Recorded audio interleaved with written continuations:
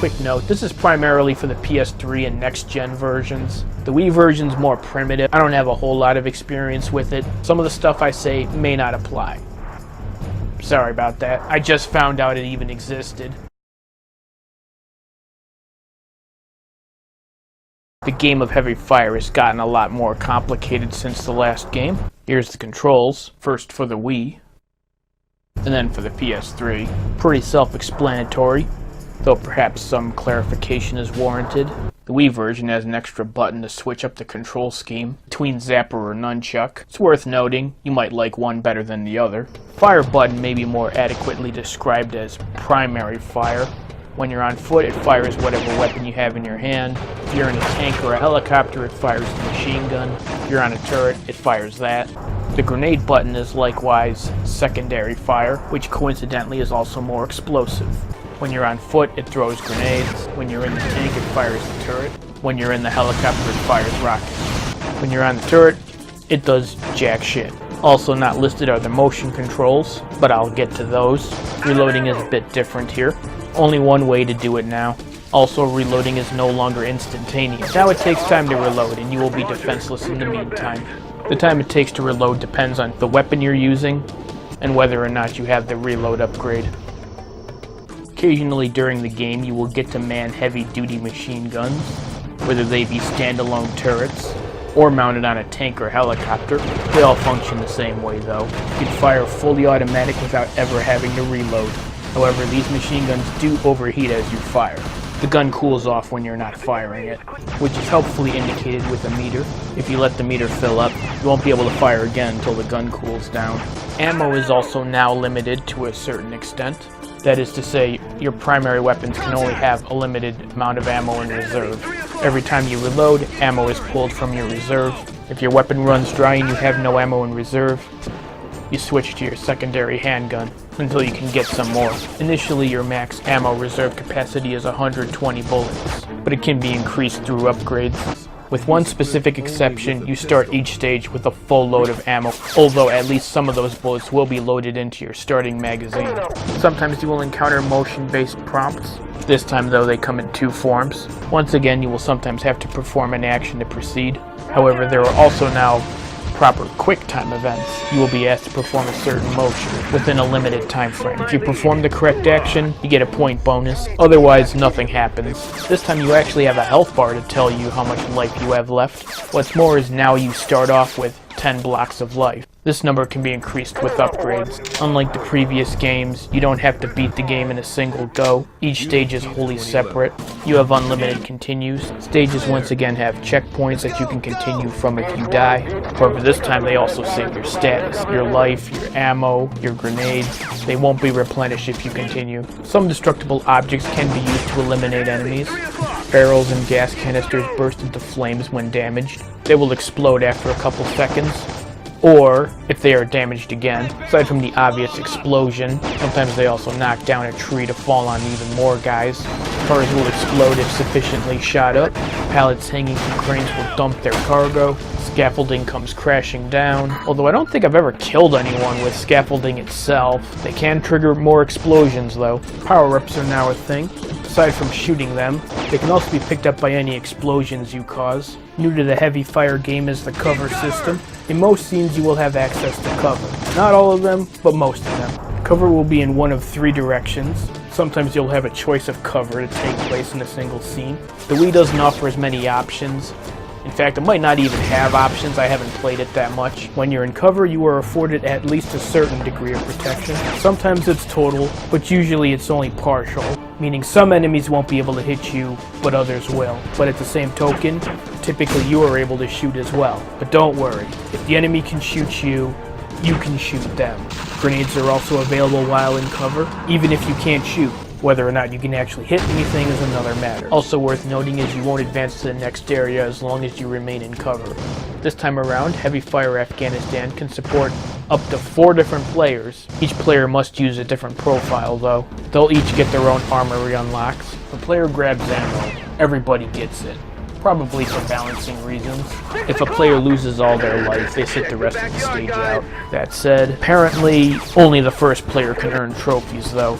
I don't know this personally, but that's what I hear. As with the previous games, you can earn better weapons as you play. This time around it's handled differently though.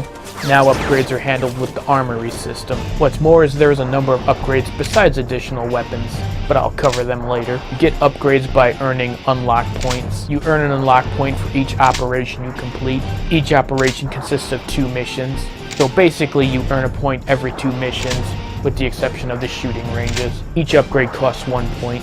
They're divided into 4, I'll call them branches. Each branch has linear progression. You must unlock the upgrades in order. You may reset your armory and redistribute the points at any time. There are a number of score bonuses to get by doing various things. Here's how to get them. Now, in the previous game, I was under the impression this was for killing an enemy from a great distance. According to the Wii instruction manual, you get this for killing an enemy armed with a sniper rifle. Not that you can really see.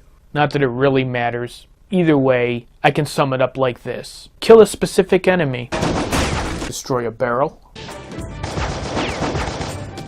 Destroy a gas canister. Destroy a car.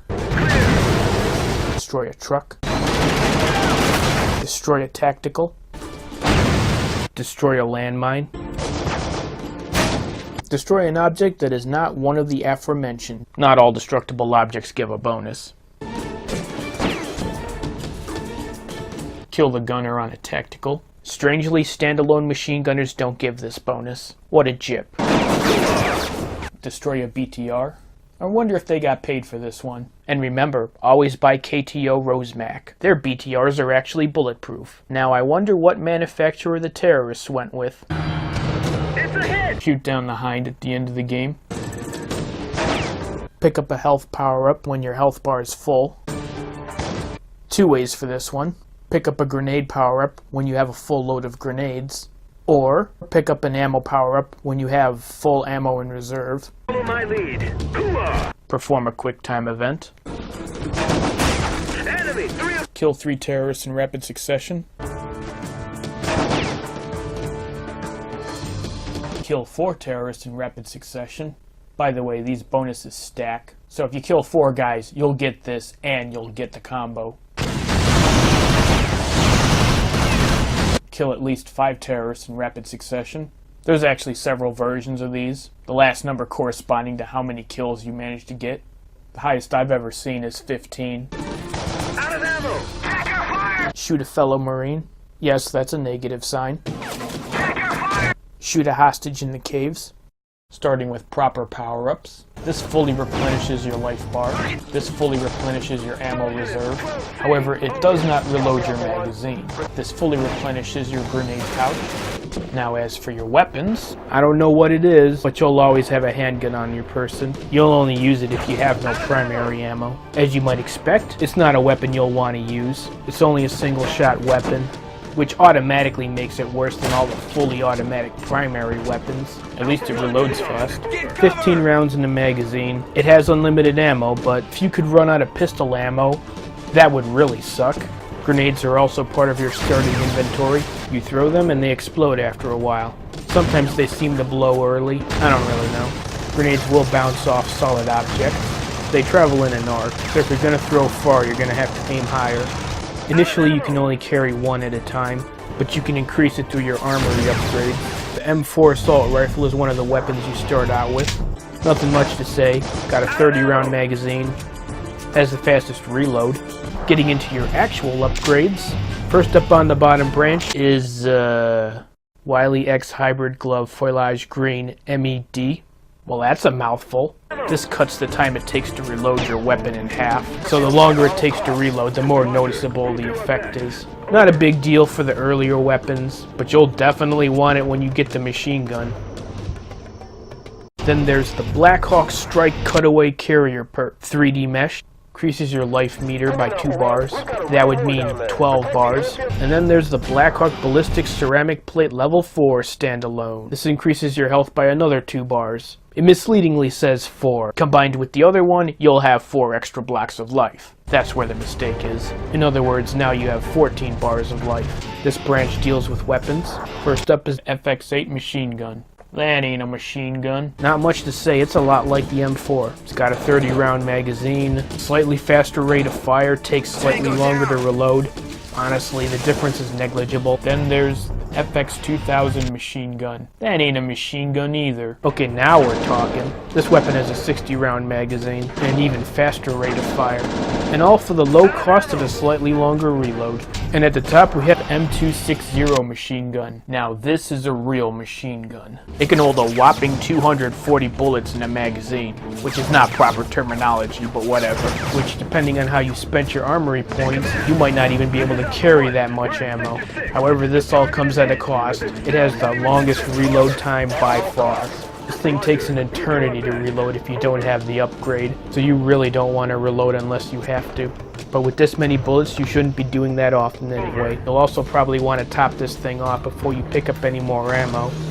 The next branch is all grenades. First up, this Black Hawk Strike single frag grenade pouch, which is a weird name, increases your grenade capacity by 2. In other words, 3 grenades total. Then there's double frag grenade pouch, raises your grenade capacity to 5. And then finally we have the Phoenix Patrol Pack. I guess triple grenade pouch was just too mundane. Increases the total amount of grenades you can carry to 7. Top branch all deals with your ammo reserve. First up, Black Hawk Strike M4 single mag pouch. Another weird name. Gives you 2 extra magazines, a bit of a misnomer, seeing how the M4 is just one of the weapons available, and 2 of the other weapons have completely different magazine sizes. So in actuality, this increases your maximum ammo capacity by a certain amount. This one increases the capacity to 180 bullets. Then there's the double mag pouch.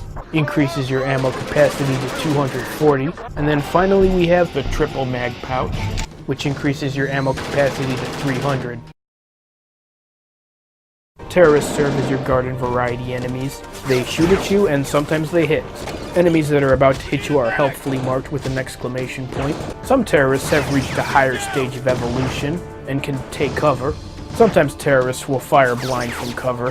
They are completely harmless while doing so. They also occasionally have to reload. Another good time to shoot them. Some terrorists aren't even threats at all and don't need to be killed. Sometimes terrorists will be manning machine guns, either on a standalone turret or mounted on a tactical. Machine guns are very dangerous on account of the fact that they can hit you repeatedly in a short amount of time. The number of bursts they fire and the duration for which they fire will vary.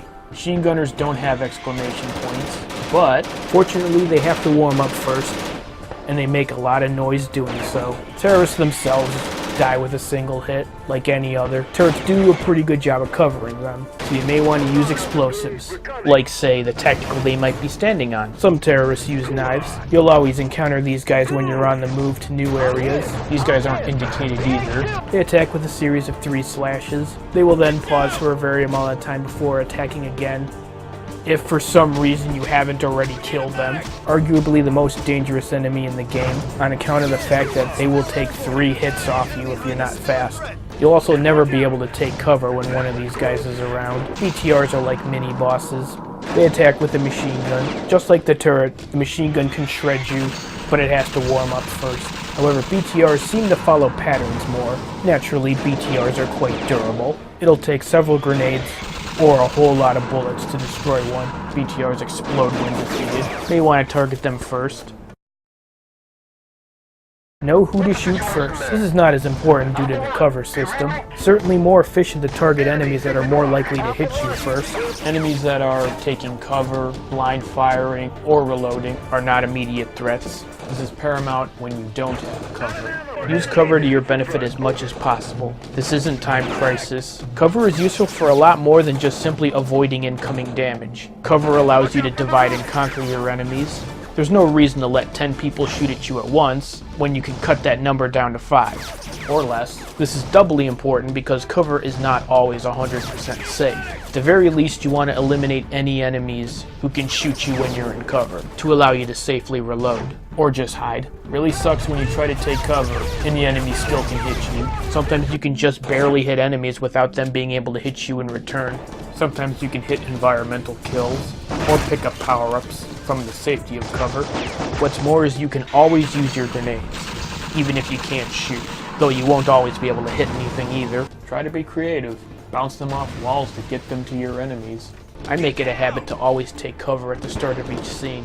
Unlike previous games, environmental kills are super helpful. Not only are enemies better positioned to take advantage of them, explosions no longer leave behind massive smoke screens that block your vision.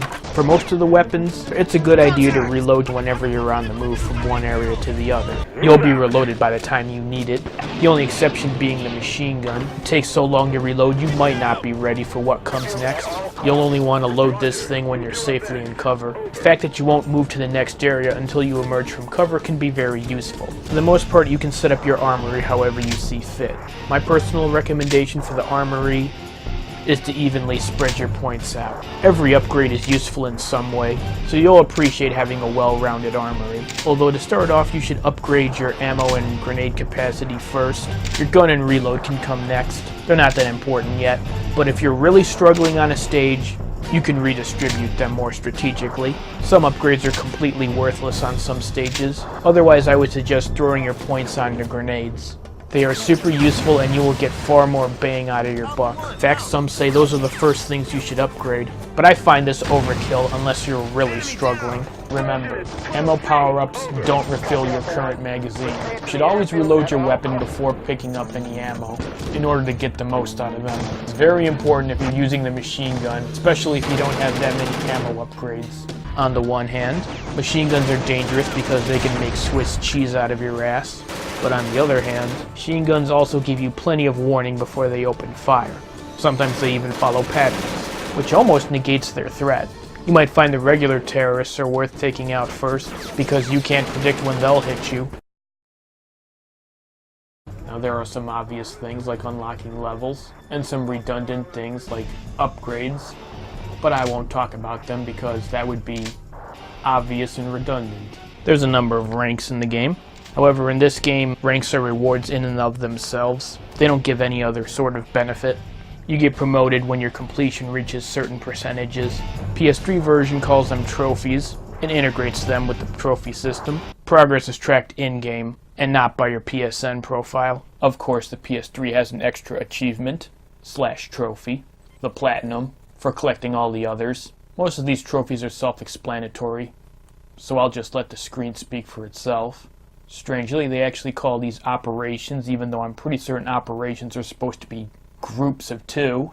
Just for clarification, there is no in-game difficulty setting. This will be your first run through the game. Once you've completed all the stages, you can replay them on the Veteran Tour. Things will be harder on the Veteran Tour. Now these trophies are all cumulative. See above. Curious title. Was that game already in the pipeline? No need to worry about any of these. You'll kill way over 3,000 terrorists on both of your tours of duty. Yep, exactly what it says. You gotta shoot motherfuckers in the head.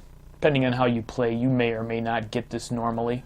But if you need more, the best way to rack these up would be to play on the rookie stages, specifically the earlier ones, because they're easier. Obviously, it's a lot easier to shoot people in the head when you don't have to worry about surviving. Some incorrect grammar here.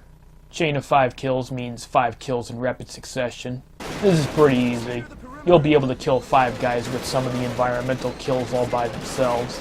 7 kills, slightly harder, but still easy. Again, you can earn this with some environmental kills all by themselves. 10 kills, not so easy to do. Mainly because there are few places in the game where you'll even have 10 people to kill at any given time. Best place to do this is on Hawkeyes, the escort. Right at the beginning of the stage, there's over 10 terrorists to kill. Might be more guys on the veteran version, but there's enough on rookie. Between the rockets, the truck, and the barrel, you have all you need to make it work. He's gonna go to town on them. Big thing is though, don't fire rockets directly at the explosives. That way you cover more ground with your explosives, and they don't overlap. As you can see, this is not the easiest thing to do. You just have to do better than I did. Not quite sure what they define as a destructible object. Could be anything, or it might be the more innocuous stuff. At any rate, it's still easy. Just shoot up everything. You'll rack up plenty of collateral damage without even trying. The task is easy enough. Just have to fire a whole lot of bullets. Doesn't matter where they go. However, 25,000 bullets is a fucking lot. You'll undoubtedly beat everything else before you fire off that much ammo. Best place to expend your ammo would be Hawkeyes, the escort. You've got a machine gun, unlimited ammo, and can't die. You have all the time you need to fire as much as you want.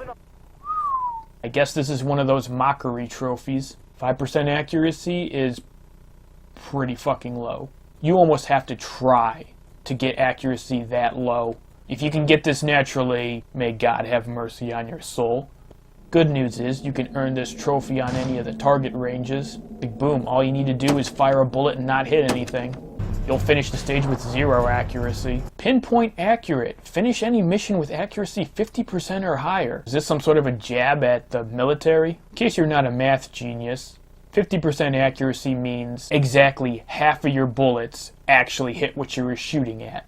If you are competent in the least, you'll get this no problem. But if you do need help, you can probably do this on the firing ranges too. Except this time, you can just fire one bullet and make sure it actually hits something. May God have mercy on your soul. This is self-explanatory. The only thing you might need to know is that 1 health bar means 1 bar. You might think that little red triangle is a sliver of life. It's not. Depending on how good you are, or how lucky, you might get this naturally. If you have to engineer it, first stage is the way to go. Obviously, it's the easiest stage. Trophy says it all.